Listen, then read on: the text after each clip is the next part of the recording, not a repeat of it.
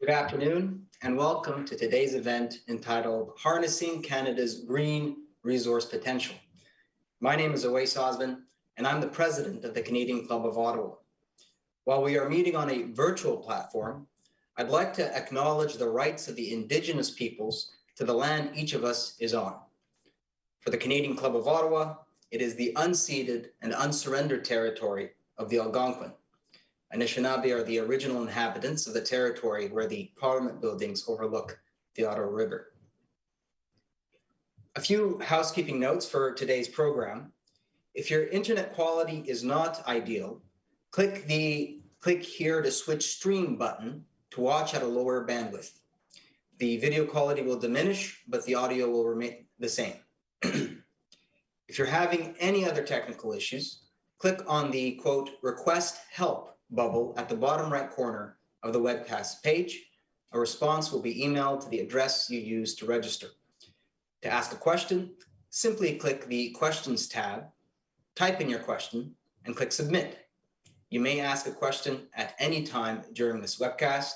I would note that we have received some questions already from our registrants, and so we'll get to as many questions as we can in today's presentation. Today's event would not have been possible without our event sponsor, TD Bank. And so I'd like to take this opportunity to thank TD for their generous sponsorship. Today's event touches on a very critical issue. To mitigate the worst impacts of climate change, we need a clean economy, and the Canadian government has publicly committed to achieving net zero emissions by mid-century. A key ingredient, so to speak, in transitioning to a low carbon future is sustainably sourced raw materials, and Canadian industry will be an essential partner in making that transition. With respect to harnessing Canada's green resource potential, we have the pleasure today of hearing from Don Lindsay, President and CEO of Teck Resources Limited and outgoing Chair of the Business Council of Canada. Joining us today as our event moderator is Bob Masterson, the President and CEO of the Chemistry Industry Association of Canada. He is the spokesperson of Canada's chemistry and plastics industry, the country's third largest manufacturing sector. Bob is a leading advocate for low carbon chemical production and a world where plastics never become waste. We look forward to a very insightful discussion. So thank you for joining us, Bob, and now I yield the floor to you.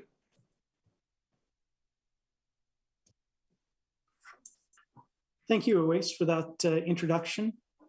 I am pleased to be here with all of you if I can't see you in these unusual circumstances as the moderator for this important Canadian Club of Ottawa event. And I have the distinct pleasure of introducing you to our keynote speaker, Don Lindsay. Don's president and CEO of Teck Resources Limited, and Teck is one of Canada's foremost resource enterprises. They have they have a presence in over 50 countries worldwide, with operations in Canada, the United States, Peru, and Chile. Mr. Lindsay is a leading and highly influential member of Canada's business community. He's the past chair of the Business Council of Canada and a director of Manulife Corporation. He recently completed a 3-year term as chair of the International Council of Mining and Metals and was previously chair of the Board of Governors for Mining and Metals at the World Economic Forum. Mr. Lindsay is also very active in his own community. He serves on the board of directors of the BC Children's Hospital Foundation, Alpine Canada, York House School, and is an honorary governor of the Royal Ontario Museum. Prior to joining Teck, Don was president of CIBC World Markets. He's led the bank's investment and corporate banking division and headed the Asia Pacific region, as well as being a founder of CIBC's Global Mining Group. Don's a graduate of Queen's University and holds an MBA from Harvard Business School. Don, we very much look forward to your thoughts and insights as we manage through these very challenging, uncertain times while we still try to stay focused on our long-term priorities of economic, social, and environmental imperatives. Thank you, Don. Over to you. Well, thank you very much, Bob, for that very kind introduction. And thank you to the Canadian Club in Ottawa for hosting this discussion and to everyone listening today. You know, a few weeks ago, I had the privilege of joining various industry leaders from the Business Council of Canada for a discussion on Canada's economic growth and how it is linked to global action on climate change. And the overwhelming feedback at that time from a cross-section of business and government and non-government organizations was that we need to keep this conversation going, and that climate, economics, and prosperity for families is inextricably connected, and how we chart our future must be viewed through that lens. There's probably no better place to host this conversation than our nation's capital, Ottawa. And I had hoped that we would be able to physically all be together in Ottawa for today, but unfortunately, the pandemic had other plans. So here we are. A few weeks ago, I wrapped up my tenure as chair of the Business Council of Canada, as Bob mentioned. And the feeling of Canadian business leaders when I began my term, which was 3 years ago, was that our country was in a difficult position, that there were significant economic challenges ahead, and that few were paying very much attention. Sluggish GDP growth, declining private sector investment, and poor performance in competitiveness and productivity were just a few of the challenges. Now, there's no question that a lot has changed in the 3 years since. The pandemic has affected how we work, how our kids attend school or not, and how we socialize. But one thing hasn't changed. People still aren't paying enough attention to these persistent economic problems, and the challenge is only getting larger. Scotiabank has recently warned that business investment in Canada has fallen, and it is expected to continue lagging behind our global peers. And National Bank notes that we have less private sector investment, less foreign investment, and we're seeing record capital outflows from the country as well. We need to take action to shape our economy or risk falling behind. Now, the good news is taking action to shape our destiny is deeply ingrained in our history, in the Canadian story. Canada became a prosperous nation with a strong quality of living where people from around the world want to live and work and raise families because people took action to make it that way. Like the building of the Trans-Canada Railway, the Canadian Pacific Railway, connecting our nation coast to coast and setting the stage for our modern economy. Or 75 years later, building the St. Lawrence Seaway, which brought Canadian products to the world. And then there was the establishment of the first free trade agreement with the United States just over 30 years ago. These were all nation-building moments in history where Canadians took control of our economic destiny, and they seized the opportunity and made bold choices to build a better future. I think we are at a crossroads in history today that is crying out for that same leadership. And the decisions that we make now will be critical for laying the economic foundation for the next 30 years or more. Because we're facing big challenges. Last month marked 2 years since China confirmed its first COVID death. The virus has infected over 375 million worldwide. And we're still seeing record high case counts to the extent that case counts are even reported anymore, and it's globally driven by the Omicron variant. Now, to their credit, to their great credit, our federal government stepped up to provide urgent support for businesses and people in Canada, as did the provinces. But the reality is that this health crisis caused an economic crisis, the impacts of which will be felt for many years to come. And Canadians are rightfully worried. A recent Angus Reid poll shows that over a third of Canadians, 39%, say that they are worse off now than they were just a year ago, and that they're struggling more than ever to endure financial stress of the pandemic, and now to endure and adjust to rising inflation. Nearly 1/3 fear that things will get worse before they get better. And they are looking to business and political leaders to enact plans to strengthen the economy and create opportunity. At the same time, climate change is clearly accelerating and is having devastating impacts around the planet. And we saw those impacts firsthand right here in British Columbia, where I am today, in Tech's home province. We saw an unprecedented heat wave, a heat dome. I'd never heard that term before. All-time record temperatures beyond what had even been imagined before. Where I was, an hour east of Vancouver, it hit 44 degrees Celsius 3 days in a row, and it was hotter elsewhere. Then we had wildfires that caused enormous damage and displacement. A whole town burned down.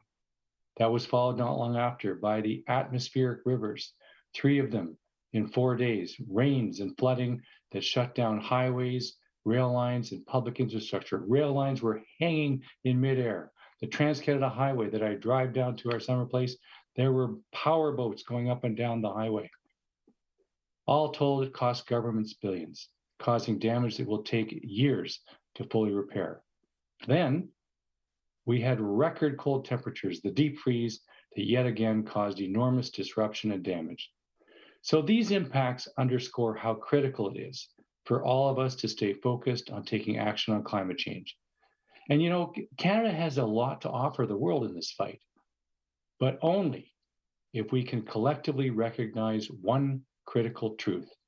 That is that climate change is not just an environmental challenge, it is also an economic one.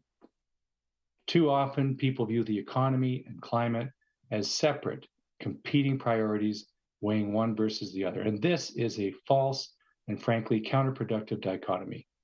To grow our economy in a net zero world and to make a meaningful difference to address climate change, Canada's climate plan must be its economic plan, and Canada's economic plan must be its climate plan. Because a global clean economic transformation is underway. Over 130 nations, representing 73% of global emissions, have adopted or are considering net zero commitments, and Canada is a leader in that regard. And 1/5 of the world's largest companies have committed to net zero as well, including us right here at Tech. The ambition Canada has shown on the climate file is commendable, and we're heading in the right direction. But there's much more that we can and we should do. Because the low carbon future, it doesn't just happen because you want it to, it has to be built. And that requires resources. Global demand for raw materials is only going to increase, driven by the low carbon economy. The global net zero transition is expected to trigger a green economy supercycle. Projected growth over the next 30 years ranges between 50 to 300% in various agriculture, energy, forest products, and metals and minerals. Electric vehicles and charging infrastructure, renewable power, low carbon infrastructure like rapid transit all require significantly higher resource inputs. For example, an electric car requires 6 times the mineral input of a gas-powered car. A wind power facility requires 9 times more mineral resources than a typical gas-fired plant. So think about that. Most people think the energy transition will require less metal, when actually it's the complete opposite. But that's only half the story. A growing population, the planet's population is going from 7 billion to 9 billion, and increased urbanization will drive even more global demand. Projections show that 2.5 billion more people will move to urban centers by 2050, and with close to 90% of that increase concentrated in Asia and Africa. And to put that in perspective, and I apologize that I'm speaking virtually in Ottawa, but I'm going to use a Toronto example. That much urbanization is the equivalent of building a new city nearly the size of the Greater Toronto Area every single month for the next 30 years. People living in emerging economies, they want to contribute to climate action, but they also want a better quality of life. And that is going to drive tremendous demand for resources, for metals and minerals, for forest products, and energy. And those are the kind of resources that we have right here in Canada. And they are being produced with amongst the highest environmental and social performance anywhere. In fact, Canada has significant advantages in the race to supply the low carbon transition. We have a robust environmental regime to ensure resource development is responsible. We have the natural resources and raw materials needed to support a global energy transition, including top 10 reserves of transition relevant metals and minerals, the so-called critical minerals. And the government of Canada has recognized this potential, and they've committed to developing a critical mineral strategy, which is a very positive step. But also Canada's clean tech companies are world leading. And we've seen 45% growth in the number of those companies between 2011 and 2019. Our steel, our wood, fertilizer, cement, metals, and minerals are amongst the world's cleanest already, thanks to an 83% emissions-free electricity grid. A 2019 report by the Business Council of British Columbia shows that BC's energy and commodity exports contain half the carbon content of those of our global competitors. That is very notable. And Canadian governments and companies are working hard to build on that performance and drive down emissions even more. Canada could be the world's clean growth powerhouse, helping make the low carbon transition happen with the cleanest resources possible, but we need to lean into that potential. Because if we don't, others will. I was at the COP26 conference in Glasgow this past November, and I met a lot of people who genuinely care about tackling climate change, very intelligent, very hardworking, passionate, hearts in the right people, want to save the planet. But the truth is that the approach a lot of them want to take will actually only make it worse, because they're very, very narrowly focused on just the supply side of the equation. And I get it. It's a lot easier to focus on decarbonizing supply than it is to try and decarbonize demand. Because to do that, political leaders have to talk to the consumers who are voters, and they have to tell them that they can only drive now on Sundays and Thursdays, or they can only eat meat once a month, and they have to order less from Amazon because of all those trucks on the road. That's tough. But I think some of these folks might have also skipped Economics 101, because, reducing supply doesn't make demand go away. Demand is demand. And attacking resource supply from places like Canada, where it's sustainably produced, leading sustainability practices in the world, that just means that it will come from somewhere else. And in this case, it will come from less environmentally responsible producers in jurisdictions with weaker climate and social policies. And sadly, in energy in particular, if we continue to focus on decarbonizing supply without the equivalent decarbonization of demand, energy prices will skyrocket as they are now, and literally billions of people, innocent people in developing economies, will be badly hurt, and no one in Ottawa or Washington or anywhere else should feel good about themselves for doing that. So if we fail to act on this opportunity to supply Canada's responsible low-carbon resources to the world, then all we've done is ensure that bad actors will benefit while we in Canada miss out on jobs and economic opportunities for Canadians.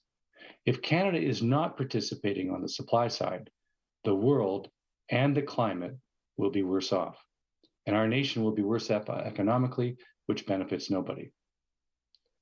Now, the good news is that we have all the competitive pieces to address climate change, stimulate economic growth, and build a nation where our kids can thrive. From agriculture to finance to oil and gas, Canadian businesses are leading the way when it comes to sustainability and innovation. But we will need to work closely with governments to put those pieces together. First, we need a Canadian clean industrial strategy, underpinned by policies and investments that make us competitive in supplying those products to domestic and international markets, and that incentivizes and supports industries to further decarbonize and improve performance. We need to market, we need to educate, we need to tell the world about our competitive low carbon advantages, and not just to the world, but also tell people here at home, make sure they know and understand that we have a great many low carbon advantages, because here the discourse around development is often polarized and highly inaccurate. Second, we need to be better at bringing responsible new supply online. Since 2006, Canada has fallen from 4th to 23rd place in the annual World Bank study that measures the regulatory burden on business. Certainty for investors, not access to capital, but actual certainty for investors is currently the biggest barrier to resource investment. And that means having predictable and timely regulatory processes that expedite projects that are clean, responsible, and contribute to a zero carbon world. Third, we need to advance reconciliation and ensure that Indigenous people share fully in the benefits of responsible growth. As recently noted by Tabitha Bull, the CEO of the Canadian Council for Aboriginal Business, Indigenous partnerships will play a critical role in the low carbon transition. And fourth, we need transformational investments in green infrastructure to build on our clean resource advantage. A recent RBC report estimated it will require an investment of $2 trillion in the next 3 decades to decarbonize Canada. Investments in expanding electrification, carbon capture, utilization and storage, and other decarbonization technologies as well. We need our clean electricity networks expanded in rural and remote areas to switch industries like mining and oil and gas and agriculture to renewable power and to support greater electrification. We need national carbon capture and storage infrastructure from coast to coast. And this can be in the category of nation building, like the Canadian Pacific Railway was, where we gather and transport and securely store greenhouse gas emissions, particularly for sectors where technology does not currently offer a path to abatement. The International Energy Agency has already recognized Canada as a global leader in carbon capture and storage technology. We have 4 of the world's 26 projects. And as Susanna Pierce, the president of Shell Canada, recently said, we have the technology now that is effectively capturing CO2 and safely storing it deep underground. Imagine the competitive advantage a nationwide carbon capture system would create to be able to tell investors interested in developing projects that they can build here and connect into this infrastructure. It's already there, that they can use their capital to connect to it. It would even attract foreign investment, companies from outside and their dollars to create new green jobs in every corner of the country. Other countries recognize this opportunity and are already taking action. For example, just a couple of weeks ago, China's first megaton carbon capture facility was completed, and it will eliminate 1 million tons of emissions annually. And I'm sure you're going to see a lot more soon. The Government of Canada's proposed investment tax credit for carbon capture, utilization, and storage is commendable, and the first in a series of policy actions that we will need to support growth for this clean competitive advantage, but we will need more. Taking action on carbon capture and other major green infrastructure initiatives would represent transformational, generational, nation-building investments for Canada, just like the Transcontinental Railway was and the St. Lawrence Seaway. The kind of bold action that would attract investment could jumpstart our economy for decades to come. Now look, it will be hard work. It will require every segment of society to pull together to make it happen, but the opportunity is enormous. You know, when they drove the last spike for the Canadian Pacific Railway, and my family was there when it happened, they had no way of knowing those tracks would one day be carrying containers of iPhones or electric cars. But they knew that they were building a strong economic foundation for Canada. And we have the same potential to kickstart an era of economic growth that benefits not just our nation, but the world, because the resources we produce are essential and demand is only going to increase. And if we don't produce them here, they will come from dirtier suppliers, while we miss out on jobs and economic opportunities for Canadians. You know, Barack Obama once notably said when addressing the Canadian Parliament, he said, the world needs more Canada. And he was right, because every ton of copper or steelmaking coal or LNG, every board of lumber, every ounce of resource that's exported from Canada means the world is better off. And as a nation, we need to recognize that fact. We need to embrace it, and we need to be proud of the role that we can play on the world stage while building our own clean economy here at home. Yes, the world needs more Canada, because more Canada means more action on climate change, more sustainable resource development, more jobs, more prosperity, and a better world for everyone. Thank you very much, and back to you, Bob. Thank you, Don. That was certainly a very honest, provocative, and insightful address. And you've highlighted the potentials as well as the pitfalls as we transition towards the lower carbon economy in Canada. For those of you in the audience, we encourage you to submit some questions via the Q&A. We will get to those in short order. In the meantime, Don and I had a few questions we thought we'd explore in a bit more detail as we cover his address. And Don, what I heard, and you talked about transformational investment, the need to attract $2 trillion in new investments. I look at our own chemistry sector.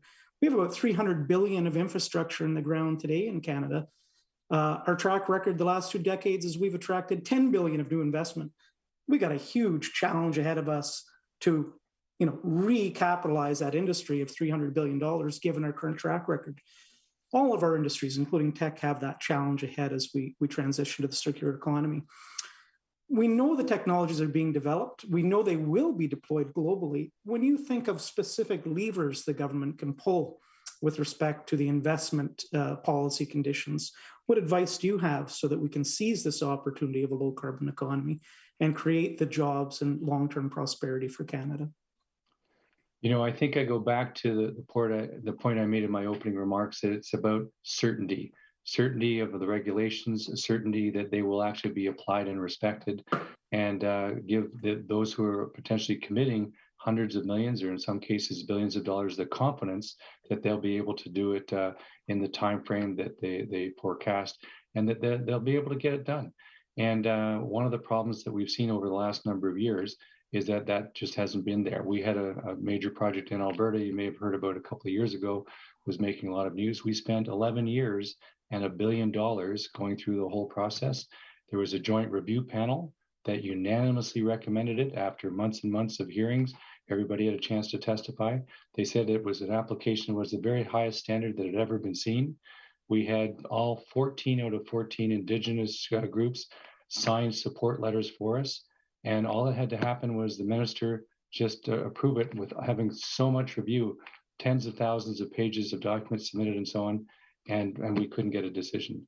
So in an environment like that, are you going to invest hundreds of millions or billions of dollars? I don't think so. So, that's it's a tough issue. I understand that if you're a leading political leader in cabinet, that you're always going to be conscious of the voters, and many of the voters probably don't have the depth of understanding of all the issues and so on. But in the end, you have to do the right thing for the Canadian economy across the coast to coast to coast. And I think quite a few times we've seen that not happen due to short-term political forces. So that's what I think about it. And you're a Canadian company, you have the ability to raise capital in Canada, and you face those challenges. Any perspective on what the difficulty and that uncertainty, how external investors feel about the Canadian investment landscape? Do they pay attention to it? Do they notice it? Oh, absolutely. And whether they're industry investors, corporations making investments, or institutional investors who are buying and selling stocks and bonds and other investments, they track geopolitical risk in all countries. And geopolitical risk isn't necessarily related to social unrest and those kind of things, though there's lots of that in the world today.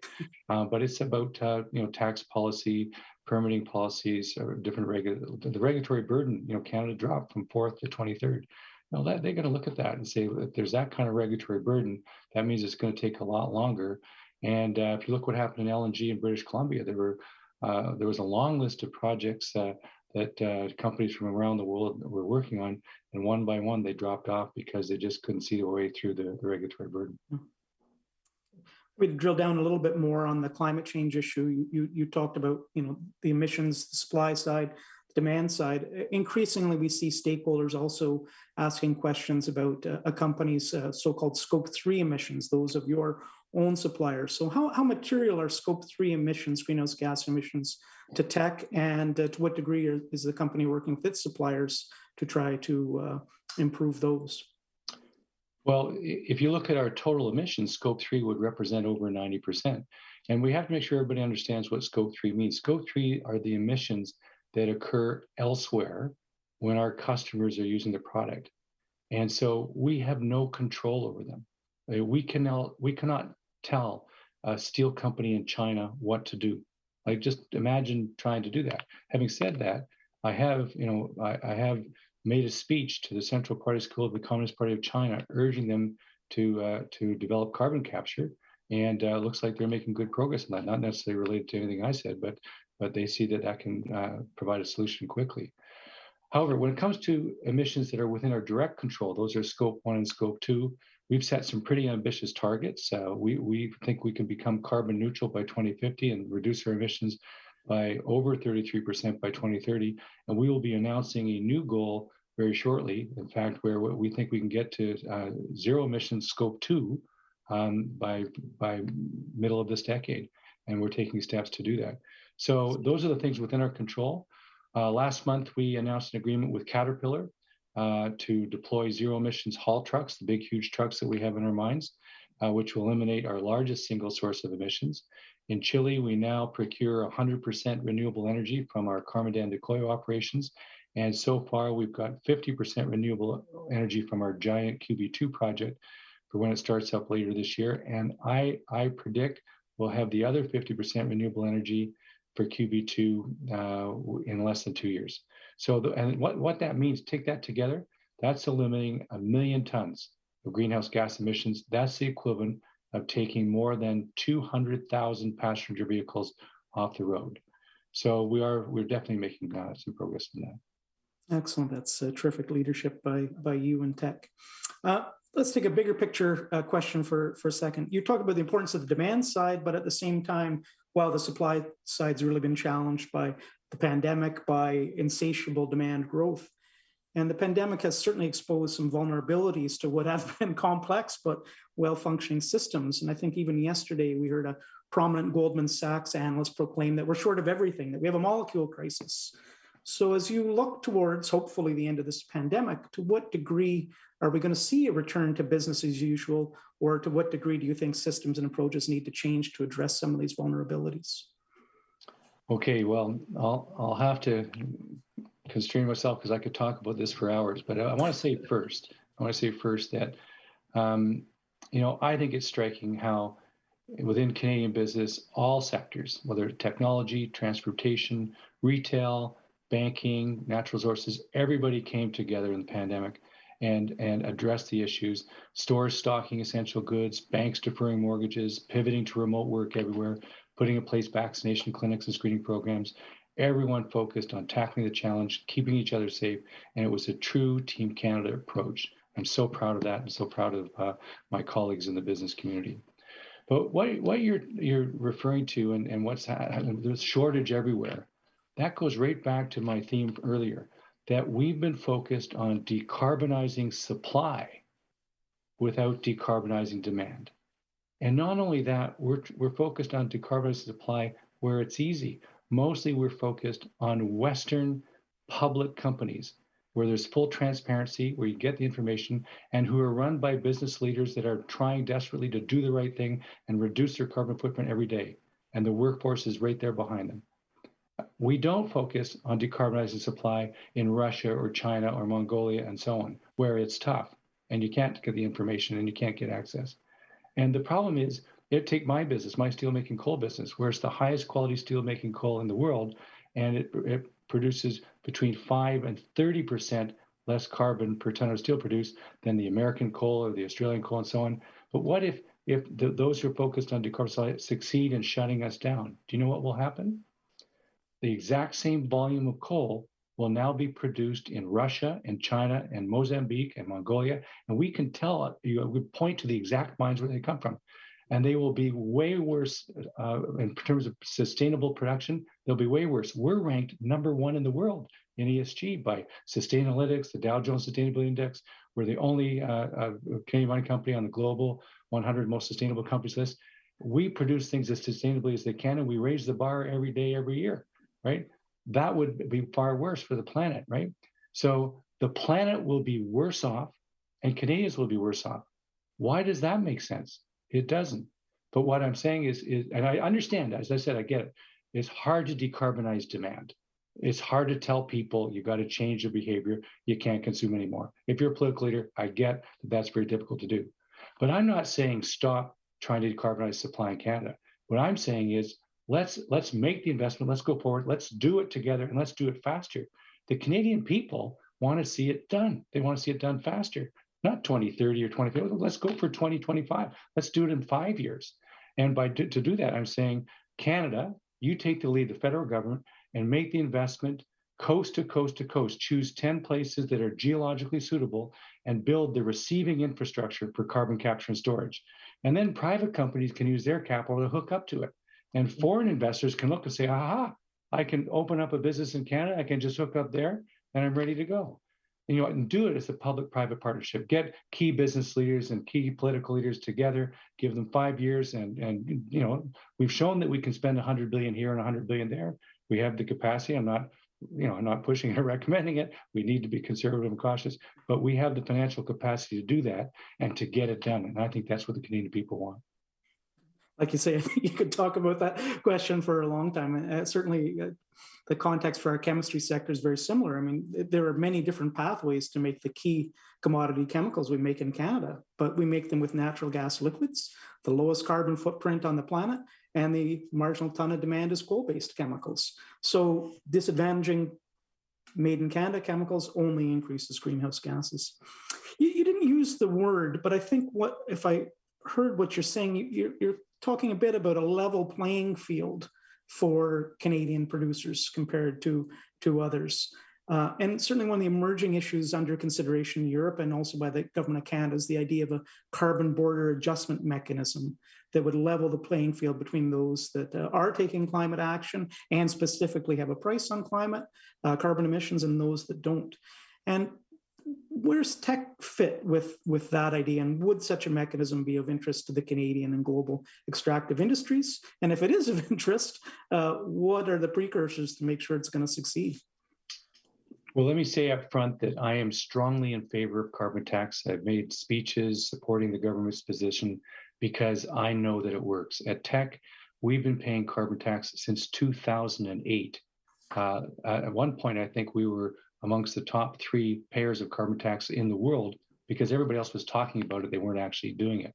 And we know that it has driven changes in all the decision-making processes within our company. Every investment, whether it's a small sustaining capital investment or something major, there's a carbon tax analysis point of it, and we choose the technologies and processes and make the investments to lower our footprint.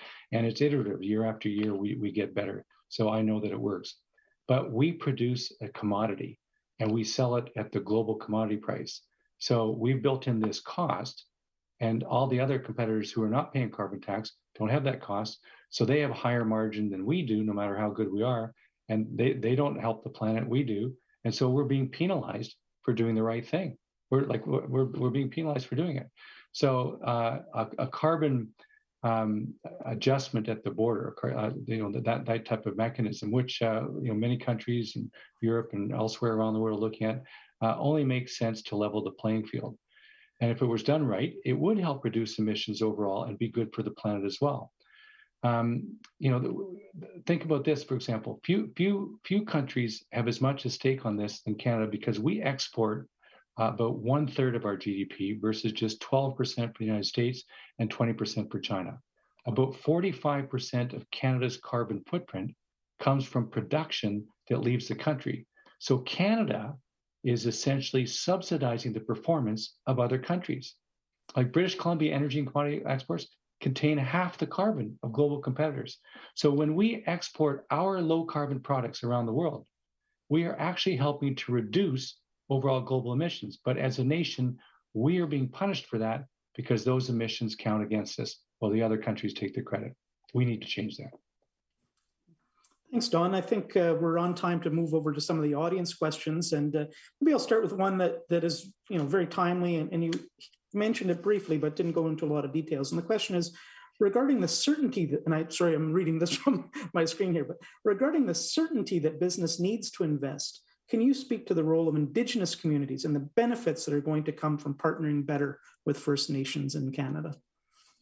Absolutely. We have impact benefit agreements with over 80 Indigenous groups, not just in Canada. It extends from Alaska all the way down to Chile. It's part of every day that I'm on the job. I'm dealing with different partners, Indigenous partners that we have in different sites. So whether it be the Ktunaxa in the Elk Valley in British Columbia, the Tahltan in northern BC, or it could be in Alaska where we deal with NANA, and they actually 55% of our employees are Native Americans, as they describe themselves. So it's core to everything we do. And so I wouldn't say there's any major decision ever made without deep consultation. Having quality of dialogue is the most important thing. So the Ktunaxa in this case, for an example, they are centered around Cranbrook in BC. I go to Cranbrook, several times a year, and I need to make sure, and I do, that sometimes I go and I have no agenda, that I just drop in to say, hi, how are you? Anything on your mind? What can I do to help? And just have that kind of quality of dialogue. Now, it doesn't all work on the first meeting, but if you build it up over years, I've been in this job 17 years, I know the chair of their council pretty well, and it's a friendship, and then you're able to work together and get things done. There will always be bumps in the road and issues where you'll have to have tough discussions, but quality of dialogue, I think, is the most important. Thank you. You talked about reducing your Scope 2 emissions at Tech, and you spoke specifically about renewable energy. We do have an audience question, though, asking you to comment on, are there potential benefits from, we hear a lot about small modular reactors, but the role of nuclear energy for remote mining sites or elsewhere in the Canadian economy to address energy needs? Yeah, no, I'm really keen on SMR, small modular reactors. I've been sort of watching it from a distance for quite a few years, but we have remote sites, and I'm going to pick one in Alaska. Actually, our Red Dog zinc mine is, one of the largest, three, maybe the second largest in the world. Just a tremendous operation, but it is remote, let me tell you. And we use diesel power. We have diesel generators, and there's only a 100-day shipping window, so we've got to ship all that diesel in and so on.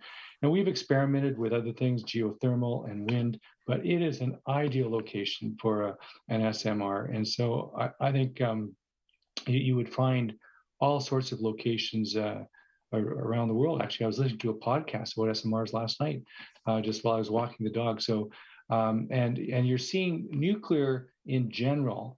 You're seeing people's perceptions of nuclear change, particularly in Europe, where they'd shut down all the coal mines in Germany and other things and stuff. But and even Japan, the tone of discussion is starting to change about nuclear. So I think that has to be part of the discussion. There's obviously going to be trillions of dollars still invested in wind and solar. And by the way, something to remember, that wind and solar is far more steel intensive than traditional power generation. So like steel is key to the low energy transit, the energy transition that the world has to go through. And even though there are new steel making technologies being developed, hydrogen-based being the most notable, it's going to take decades. So between now and then, I'm coming back to carbon capture, I think you can sense that, but between now and then, the next 20 or 30 years, we're going to have that steel if we want solar and wind. There's 170 tons of our steel-making coal, our high-quality steel-making coal, in every windmill. Yeah. So we need to keep that in mind. Eventually, some of these technologies that get a lot of media profile, eventually they will work, but some of it's going to be 30 years.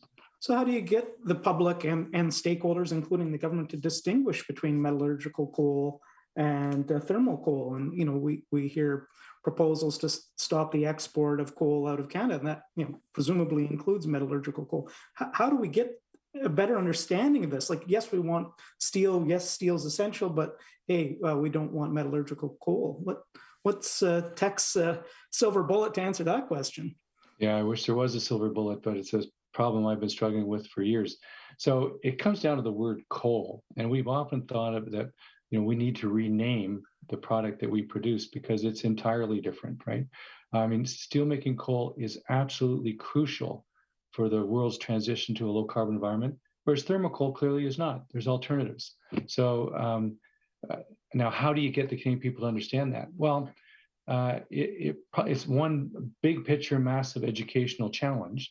So that means that you need political leadership, really strong political leadership, and really strong leadership in the media, where they're prepared to listen, be educated, and convey that news to people, that people get it.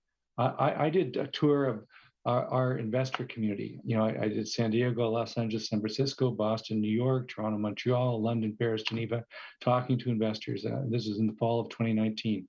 And the whole mission was to explain the difference. And by the end of it, I was pretty sure that everybody understood, probably 98, 99%. But what they worried about was that the other guy didn't understand, right? We need blanket coverage to get everybody to that steelmaking coal, especially in Canada, because ours is so high quality. our coal being used to produce a ton of steel can be as much as 30% less emissions than the American or the Mongolian or the Australian coal. So why not keep producing that and add carbon capture? That would be the solution. The mining industry, the resource industry has other challenges besides carbon. Certainly, tailings management would be one. You've had a leadership role at the international level as well as domestically with the Mining Association and their Towards Sustainable Mining initiative. Can you talk about how Canada's played a leadership role and what the gains have been from the voluntary approaches that are being pursued in that industry? Sure, thank you. So I was chair of the International Council of Mining Metals for 3 years, during which we had 8 years worth of meetings because of this tailings issue. And that's the group of 27, basically the largest mining companies in the world that come together. And its whole purpose is to share best practices in sustainability and raise the bar. And these are all things sustainability from water, air, tailings, human rights, safety, and so on. And sadly, there were not one but 2 tragedies in Brazil that that galvanized us into action. And we worked together with the United Nations Environmental Program as a co-convener, and with the Principles for Responsible Investing led by the Church of England. So 3 co-conveners worked for about a year and developed a global tailings standard, which we announced. I was so proud to announce that before my mandate came to a close. And it's now in the process of being implemented. And it was put together by the leading industry experts that put the highest standards together. And now the key challenge is to get it implemented across the world, not just amongst those companies that are part of the ICMM, which represent, I think, about 40 to 50% of commodity production, but those who are not in the ICMM. You can't just sign up for the ICMM. You have to be assessed, and you have to be at a certain standard. So for those companies that aren't in, they're going to have lower standards by definition, and we need to spread that knowledge and those standards to them as well. But over time, it'll make a big difference. And we're talking about protecting people's lives. We just got to do it. Maybe the last question for you, because I think we're getting close to our time. There's a question of urgency, and I think we all understand the urgency, but there's also the question of our ability to adapt with speed. Maybe taking that as a theme, what makes you optimistic despite all the challenges that you laid out? You're not in your position without being an optimistic leader, but what makes you optimistic and confident that Canada and Canadian business can step up to these challenges very promptly and to get where we need to go, given the sense of urgency? What drives you as a person? Well, I think you're absolutely right that I do look at the glass half full, and God knows there's a lot of people who look at the glass half empty, so somebody's got to do it. And, they talk about leadership setting tone at the top, and I need to make sure that people have a can-do mindset, a can-do attitude. But just look at our history. Think of all the challenges that have been overcome in the past. And I go back to the Canadian Pacific Railway because my great-great-uncle was there when the last spike was driven. Think about the challenges they overcame to build that railway. I mean, going through the mountains, like it literally corkscrews through mountains and comes out the other side. I've been on the trains, maybe you have too, where it goes in one tunnel, you can see the tail end of the train coming up the other end. We've done that. We've built in the mining industry. We've been mines in the extreme far north with climate like you wouldn't believe. I started my career in Newfoundland and Labrador, in Labrador City with the Iron Ore Company of Canada. Brian Mulrooney was president of the company at the time. I can tell you, I was a foreman in the pit, just a young kid.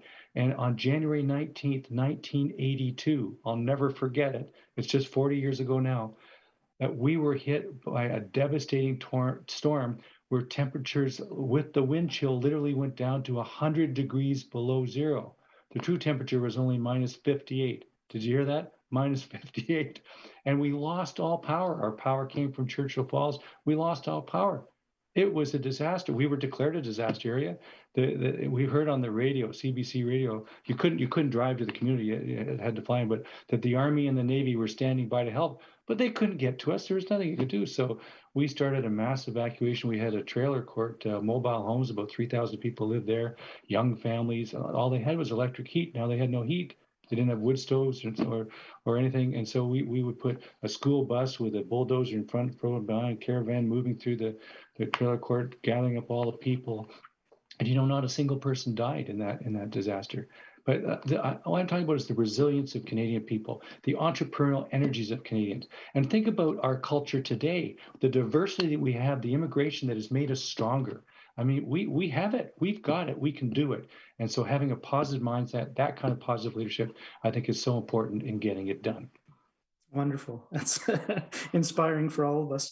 I did get one last question come in from the audience, and we do have a couple minutes left before we close out, audience. So if you have one more question, just send it. But you got to this one a bit too, but if you could say a bit more about the environmental approval process. And the question specifically is, do you believe we'll ever have a harmonized environmental approval process in Canada? I assume they mean FedProv, but if we do, how can we achieve that? What do we need to do to get that done? So you don't get a yes from BC on a mine and a no from Ottawa. So Ontario doesn't get a yes for a highway in Ontario and a no from Ottawa. How do we get to that? Well, it's going to be necessary, I assume. Yeah, it's critical, but it really, in the end, takes strong political leadership. And by that, I mean leadership that's strong enough to ignore short-term polls or ignore NGO lobbying or ignore a media story, and to respect the enormous work done by entities like the Joint Review Panel, the thousands of pages of submissions. And if you get to the end of that process, which takes so long and it's a huge investment anyway, and they recommend that the project goes ahead, that you respect that process and don't hesitate, don't drag it out for months, make the decision in favor of the people of Canada. I could never go into politics, but I respect those who do, and they're working for our country. I meet with ministers fairly often, and I respect enormously that they're contributing to Canada in a great way. But I know that they're swayed by short-term polls and media, and the NGOs are well funded by Americans generally and lobbying, and they're going to have to stand up to that and think from first principles and do what's right for Canada. And if you listen to what my remarks say, do what's right for the world. Good. Well, thank you again, Don. Very insightful, very inspiring, very hopeful and positive. And I trust our audience took a lot out of that today. We really thank you for taking the time with us in the Canadian Club of Ottawa. And with that, Awais, I'm happy to turn it back over to you. I've enjoyed the privilege to moderate this discussion very much. Thank you. Thanks, Bob. Absolutely. Thanks so much, Bob, for your expert moderation today, for your excellent questions. We very much appreciate your participation. And thank you to Don for your insights on this very important issue. It's clear we've only scratched the surface. Like you said, we could have talked for hours on a number of these issues. But we only have limited time. And in listening to your discussion, both Bob and Don, it's clear that, if we're going to have a clean and green economy, Canada will have to champion decarbonizing both supply and demand, not just at home, but also globally. That's one thing I noted from this really interesting discussion. And there's often quite a bit of gloom and doom associated with the issue of climate change. So it was refreshing to hear you conclude on an optimistic note with full confidence in Canada's ability to meet this challenge. So thank you again, both of you, for your thoughts and expertise on this issue. At this time, I'd like to thank our event sponsor, TD Bank. We sincerely appreciate the support of TD Bank for making this event possible today. And to all of you watching, thank you for your time and your interest in this important discussion. We hope you were able to take away important insights from today's event and discussion. Please visit our website at www.canadianclubottawa.ca to register for future events and join our mailing list to stay updated on Canadian Club of Ottawa events. Thanks again for joining us, and we hope all of you stay safe and healthy. Thanks so much.